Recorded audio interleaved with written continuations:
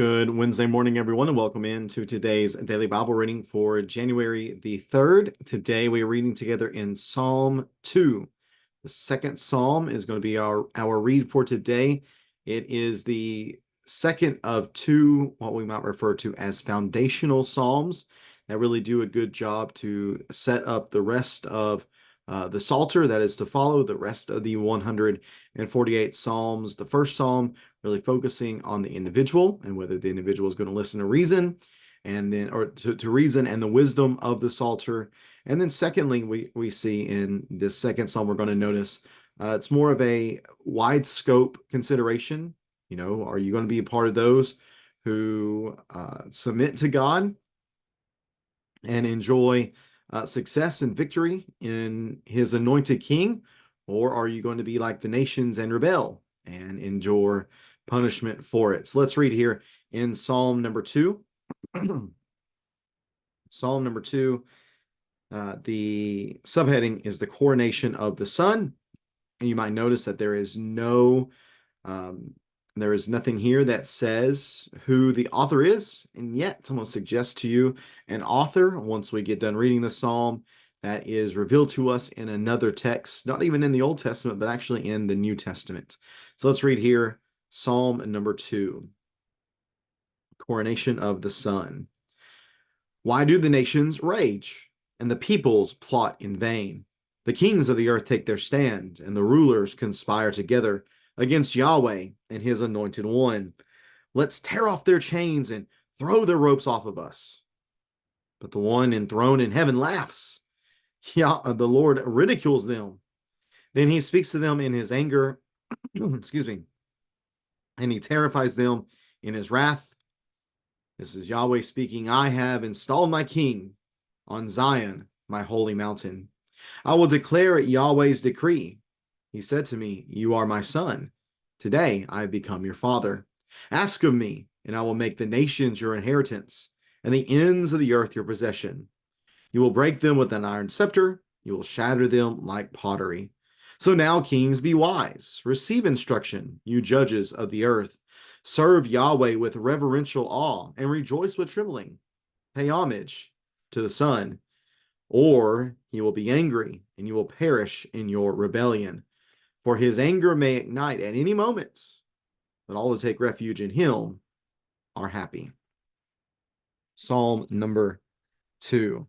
Again, whenever we think about this psalm and we read the text here, there's a number of psalms which give some indication of who the author is. For example, in Psalm number 3, we see right underneath the man-made subheading of confidence in troubled times, right below that, we have where it tells us that this is a psalm of David when he fled from his son Absalom.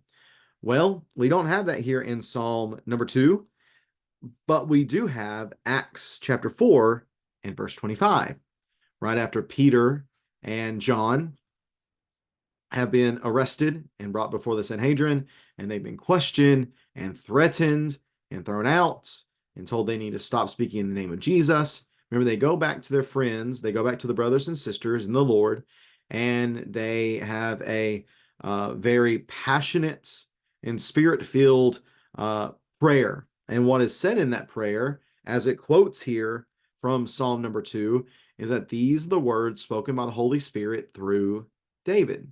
So this seems to be a Davidic psalm.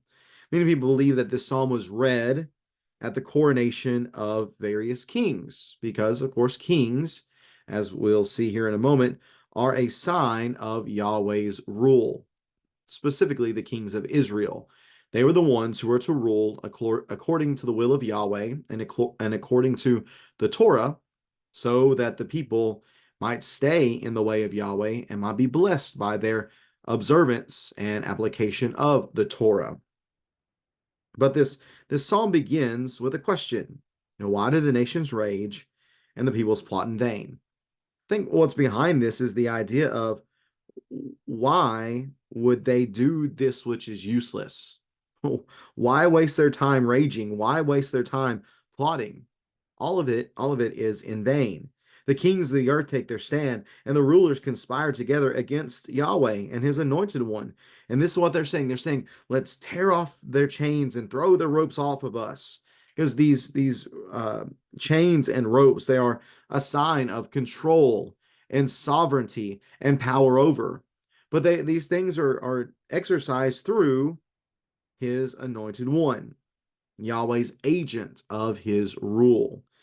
So the idea here is that there are the nations, and again, if you're reading this in a contemporary setting for when it was written, then we're thinking that this is about Yahweh ruling through the kings of Israel. And certainly there is some application to that. You know, in the nations surrounding Israel did rage against Israel and plot against Israel, and yet Yahweh did, when Israel was faithful, support them and endow them with the ability to fight against the nations and to subdue the nations and to defeat the nations around them. Although obviously that did not happen all the time, especially whenever Israel was unfaithful. But nonetheless, this is the issue. The issue is that the nations of the earth are against Yahweh and his king. So what does Yahweh do in response? And I should mention, I said I was going to give my label for what type of psalm this is. So my label for this particular psalm is a psalm of kingship, or it can also be described as a royal psalm, or it can also be described as messianic, as a messianic psalm, because there is a number of references here to the Messiah. Again, those in a contemporary setting might not make that connection, but certainly we're able to look back, especially what we see in Acts chapter 4, and see the connection in this psalm to Yahweh. This is David certainly writing this psalm in a prophetic sense. But Yahweh's response to this raging and this plotting is that he laughs. He ridicules his opponents. And then he speaks to them in his anger and terrifies them in his wrath. And he says, I myself have installed my king on Zion, my holy mountain. I have done as I want to do. And then here's kind of the underlying tone to this. What are you going to do about it? Really, nations, what are you going to do about my rule, and specifically about me ruling through my anointed one? What are you going to do about that? So then the anointed one himself, the son, the king, he begins to speak in verse number 7. I will declare Yahweh's decree. For he said to me, so this seems to be the anointed one, you are my son. So this is Yahweh speaking to the anointed one. You are my son. Today I have become your father. There is a genuine relationship that this individual has with Yahweh. And it is instigated and announced and affirmed / confirmed by Yahweh. And because of this relationship, the anointed one is able to ask of Yahweh, and I will make the nations your inheritance, the ends of the earth your possession. You will break them with an iron scepter. You will shatter them like pottery. You will be dominant in every way. But here's my question. Which king can claim this for himself? Which of the kings of Israel can claim that the nations were his inheritance and the ends of the earth were his possession, that he ruled them and broke them with an iron scepter and shattered them like pottery? I mean, even in David's heyday and even in Solomon's heyday, this cannot be said. There were always nations greater and larger, more mightier, more able to conquer than Israel. So none of them can say that. This is where we begin to recognize this is certainly a messianic psalm. This is certainly something that is written about a king yet to be revealed. So now, kings, be wise. So basically, this is your strategy to rage and plot and think that you can overcome the sovereign rule of Yahweh. Here's Yahweh's response. Good luck. And then the anointed one himself says, because of my relationship with Yahweh, he's granted me that I could rule over you. So you think you could plot. Yahweh says, good luck. And then the anointed one says, yeah, you're mine if I want you. So this is how you should respond then. So now, kings, be wise. Be wise. Connect that with Psalm number 1. And I'm not going to go through and make all these connections because I'm pretty sure, not this Sunday, but next Sunday, I want to preach from these two Psalms and make the connections that I believe are purposeful between these two Psalms as the foundation for the read, for the person's read through the Psalter. So I'm not going to make all the connections, but be wise, receive instruction, serve with reverential awe, rejoice with trembling, pay homage to the Son. This is the proper response to Yahweh's rule through his anointed one, through his king. And this is very much opposed to what we see in verses 1 through 3. Verses 1 through 3, why do the nations rage and the peoples plot in vain? They take their stand. They conspire together. We're going to tear off the chains, throw the ropes off. So that's what the foolish person belonging to the nation says. But what they should do, what these kings, if they're truly wise, what they should do is they should instead receive instruction. Instead of reject and rage, they should receive instruction. Instead of try to throw off the chains and throw off the ropes, they should serve with reverential awe. They should, instead of, again, raging and plotting and conspiring, they should rejoice with trembling. Instead of rebelling, they should kiss the Son or pay homage to the Son. But if you don't, if he becomes angry, if this king who has been given the nations as an inheritance and the ends of the earth his possession, if he gets angry, you will perish in your rebellion. For his anger may ignite at any moment. If you choose the path of rebellion, and if you stay on that path, you will suffer the anger, the perishing anger of Yahweh. Or I guess I should say more specifically, the anger which leads to perishing of Yahweh's anointed one, of his king, who again has been promised the nations as an inheritance and the ends of the earth as a possession. But here's the flip side. All who take refuge in him are happy. Happy. Go back to Monday. How did Psalm 1 begin? How happy is the one who does not walk in the advice of the wicked, or stand in the pathway with sinners, or sit in the company of mockers. So the one who's happy is the one who rejects the way of sin. That's on the front end. The back end of the inclusio, happy is the one who takes refuge in who, though? Who takes refuge in the anointed one, in the ultimate king of Israel. Those who take refuge in him will be happy.